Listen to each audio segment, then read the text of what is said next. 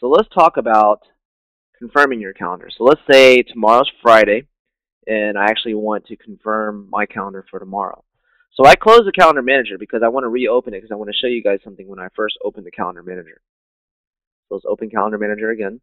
And with the whole idea of wanting to confirm tomorrow's calendar, I want you to look at tomorrow's job dates. We automatically default the job dates when you open up calendar manager to tomorrow. We did that on purpose. So all you have to do when you want to confirm is click search. What we'll do is when you click search is we'll show you all the jobs that you have for tomorrow. You'll see your statuses. They're all new, so nothing has been confirmed. And so basically you'll have two options to confirm the calendar. Some of you may confirm by telephone. Some of you may confirm by email. I'm going to show you both. If you confirm by email, all you're going to do is after you see the jobs listed here, click show confirmation options at the bottom. And the grid layouts will change a little bit at the top. And notice you'll have your options for print, fax, or email. Whatever you have checked, that's what the system will do as far as sending out the confirmation. So if I was going to notify or actually confirm via email, they're all checked here. So I would simply right-click and select Send Confirmations, and RB will automatically email all four of those confirmations out at the same time.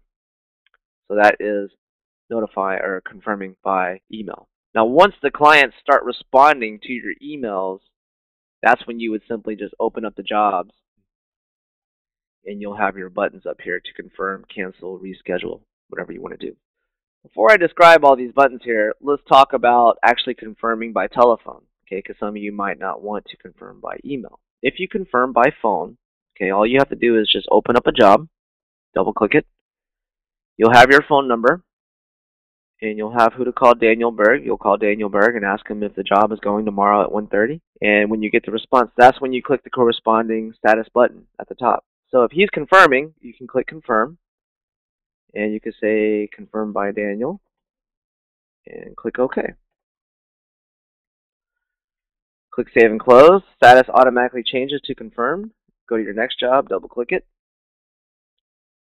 And you'll have the same thing. Dial the number, call Kelly. You have your other options. Maybe this time she says you're going to cancel. So you can click cancel.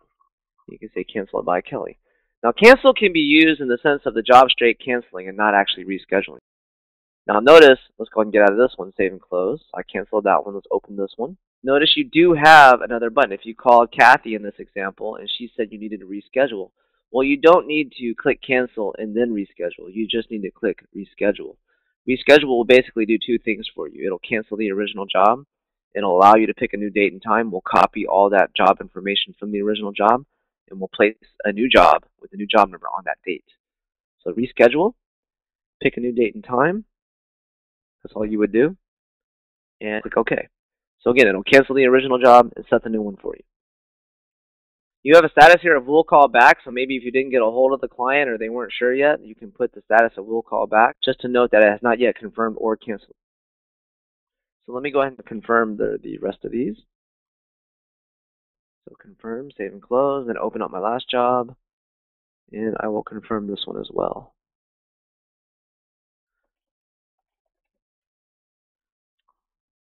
That's confirming the calendar, nice and easy. All right, now that you've confirmed the calendar, one of the last things you'll have to do for the day is, of course, assign the calendar.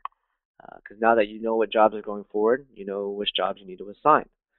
So this is your assign resources function right here, this little icon on the toolbar. And again, if not, you can go through calendar, select assign resources here.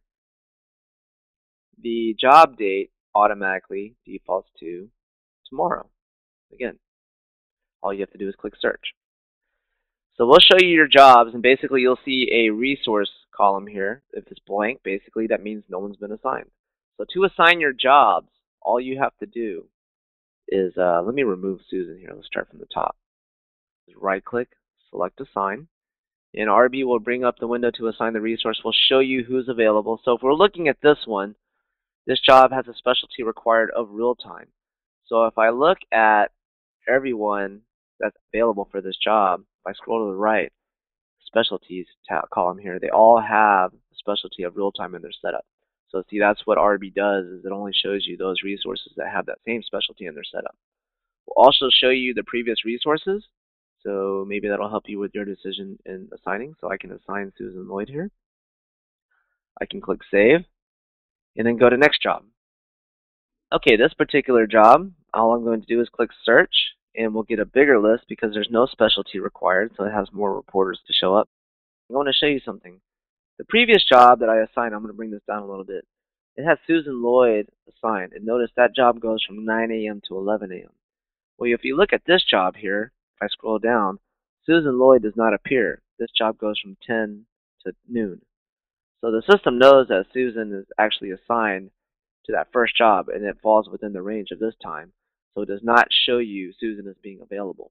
Keep in mind, you don't have to follow that exact rule in the assigning process.